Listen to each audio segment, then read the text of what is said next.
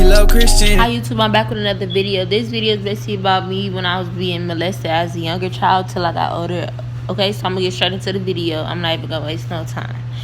Okay, so when I was around 7, 8, that's when all the molestation happened. My mom got her boyfriend. He was starting to come around more and more. He'd be at the house by himself more and more without her there and just us there, or just me there. And being as that, when I would sleep, he would come touching me. He would try to open my mouth. He would try to do more and more stuff to basically put his private in my mouth. So I didn't really like how that was going on. I started to sleep in my room with my door closed. That's why now on I sleep in my room with my door closed. My door is never open. Sorry about how I look right now. I was just trying to give y'all another video, and it's just a little story time, so I'm kind of comfortable. Okay, so I started sleeping in my room. I didn't open the door for nobody. I slept in my room with my door shut. So at first, nothing was really going on. It really wasn't happening frequently. It was just happening sometimes. I didn't really know what was going on, so I really didn't say nothing to nobody. I didn't know who to say something to. I didn't know what to say to them. I didn't know what to tell them or anything.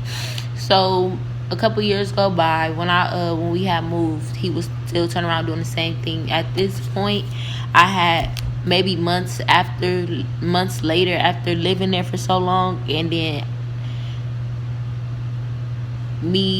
nothing was happening, so I thought everything was fine. So then when stuff did start happening again, that's when I started having to take precautions again. So when everything started happening again, we had moved at this point. Maybe I'm like maybe 12, 13 at this point. He'd come in my room before he go to work, and my mom would be asleep. He'd come in my room before he go to work, and he would be touching my private and everything, and I would be asleep, but I wouldn't be dark, like hard sleep. I would be light sleep.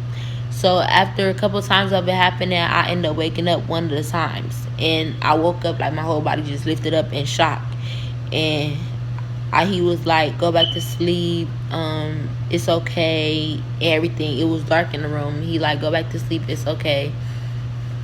But before we even happened to move, I honestly don't know how in order it went, because I was so young. I kind of forgot some of the stuff that happened. Like, I'm more of knowing what happened in like closer to the time that it is now. So I would go over his house. Me and my sister would go over his house. Me and my sister, my mom would go over his house. While my mom sleep, he'd come downstairs and be touching on me, and he would go back upstairs and go to sleep after he got done doing whatever he was doing. One of the times that I was at his house, he showed me a video of me while I was asleep. And then he was like, I'll delete these. I promise I'll delete these. And I feel like that wasn't true, because if you would delete them, you would have never, from the jump, did it in the first place. And it's before my mom moved into the flat. Not the Hawthorne Hill. Before my mom moved into the apartments, some apartments called the Kenwood Gardens, before they got switched over. So as this was happening, we was in a transition of moving. He told me everything would happen. I'm kind of telling it out of order because I'm trying to tell y'all as I remember it. But so he showed me the video and everything before we had moved into the Kenwood Gardens. He showed me when we was living in the first place. Then as we was going over there, he showed me the video, everything. After that, I had moved again. When we had moved, at first it wasn't happening, then it started happening again, and this is when that incident of me waking up came along. He told me it won't happen again, so I'm like, okay, maybe it's not gonna happen no more. Maybe it was just, I don't know, maybe it was a mistake. I don't know what could have happened. I really didn't know. I really didn't have no explanation for anything that was going on. I really didn't know what to think in my mind. At this point, I didn't know anything. Like, I didn't know what to think. I didn't know how to feel about anything or nothing, because I don't know what none of this is. I don't even know what sex is at the time. I'm still a virgin. I don't even know what's going on. So it continuously happened. While everything was happening, he would give me money. So I feel like it was more like hush money instead of actually doing it just because he wanted to. And I had told him before, I don't want the money just for me not to say nothing, because if I want to say something, I'm going to say something with or without this money. And I would tell him, like, I forgive you. And I feel like me saying I forgive you all the time is the reason why it kept happening, because okay, I forgive you for what you doing, but just make sure it don't happen again. You feel me? That's how I felt about the situation. And a lot of people not gonna understand why I felt like how I felt in this situation. But then a lot of people is not in my shoes or were in my shoes, so a lot of people can't have no opinion on a lot of stuff. So it was happening. We had when I had woke up, we had talked about it. He like, oh, I won't do it again. I will give you this. I'm like, no, I don't. Time go by. My mom ended up moving again. And he then told me, be right before my mom moved, he told me it won't happen again. He won't do nothing. He won't come in my room or anything. So when we move, and me and my sister share a room once again. At first he wasn't coming in my room. It was just, everything was just fine. It was going normal at first. And then he just started would get mad out of nowhere, and he would acting weird, or he would do weird stuff. And then we like, well, what's going on? What is wrong with you? You feel me? Why is you acting like this? My mom was asking him, but I'm thinking like, why is he acting like this? So first few months I could say nothing was happening, and then everything started happening once again. And then he'd be like, oh, it won't happen again. Basically keep telling me it won't happen again just for him to keep doing it. And I'm just like, at this point, it's like, either you gonna do this and I'm just gonna have to say something, or you gonna stop and I'm gonna give you the benefit of the doubt to stop. Me, I'm a type of person that believes in second chances. If you can't get it right the first or the second time, you're never gonna be able to get it right. It's just that simple. So with that being said, so it kept happening, and then it stopped, and then it kept happening.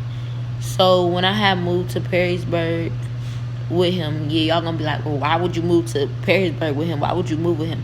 Me and my mom, we was on the best of terms, and it was not no option with going with my dad. It was either my granny house or his house.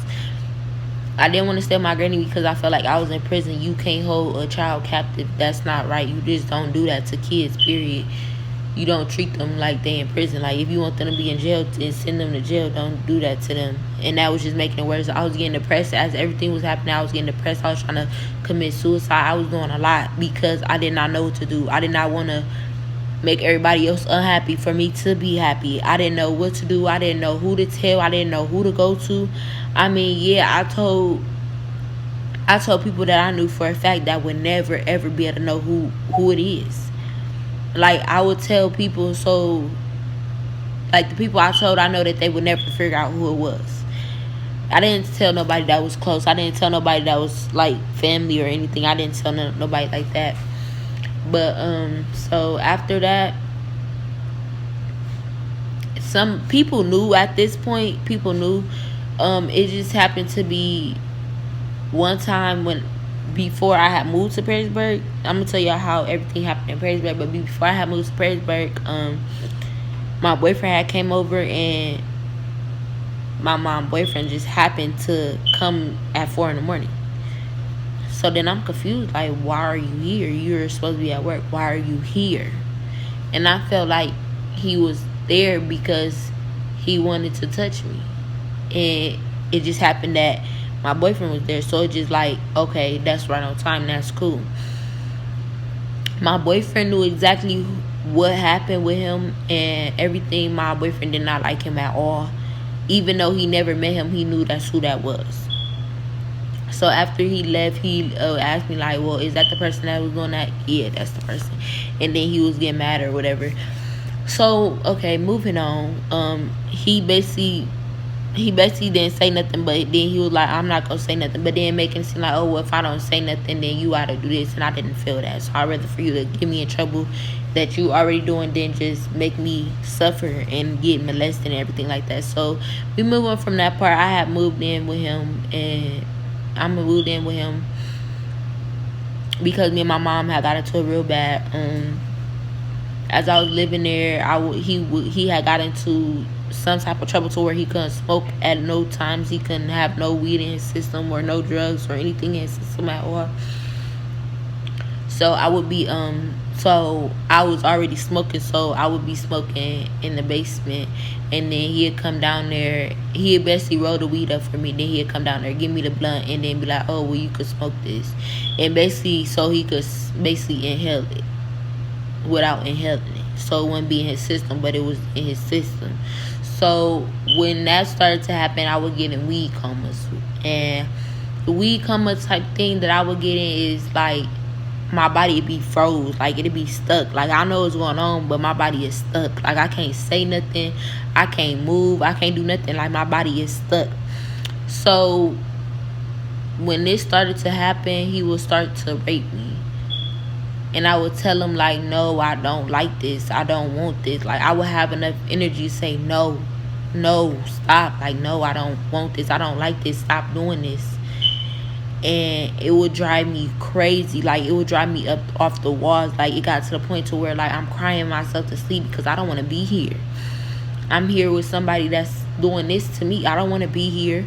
Nobody knows what's going on. It's just me and this man in this house. I don't want to be here. It's like, I want to go home. I want to go back to my mom. I don't want to be here. I'm getting raped almost every night because I'm by myself. I don't want to be here. Ain't nobody else here. Ain't nobody else gonna think that this is happening. Like, nobody else. So then, like, I moved to my sister's room. My sister, her room was upstairs. I moved to my sister's room so that I could shut the door and lock. I moved to my sister's room so, like, I could shut the door and lock it so I could feel, like, more comfortable, more safe. He asked me, he like, well, why you move up here? I'm like, I just want to move up here, you know. So when I moved up there, it happened again. Like, I was in a weed coma, and then but this time I could go take a shower, but then I was still in it. So as soon as I laid down, it was over. Like, my body just locked. It was nothing I could do. My body just locked. He came in the room, and then he was raping me once again. And he like, oh, well, do you want to be a mom? Do you want to be a parent? Do you want your own apartment? Do you want any of this? We could run away. I could give you your own apartment. I could buy everything to go in there. I pay the bills. It could just be me and you. Nobody else will have to know. And while he doing this, he's raping me at the same time. I'm like, no, I don't want to be a mom. I don't like this. I don't want none of this to be going on. I want to go home. So going on to me having to go to my mom's house. I went to my mom's house, and I was supposed to get picked up that same night.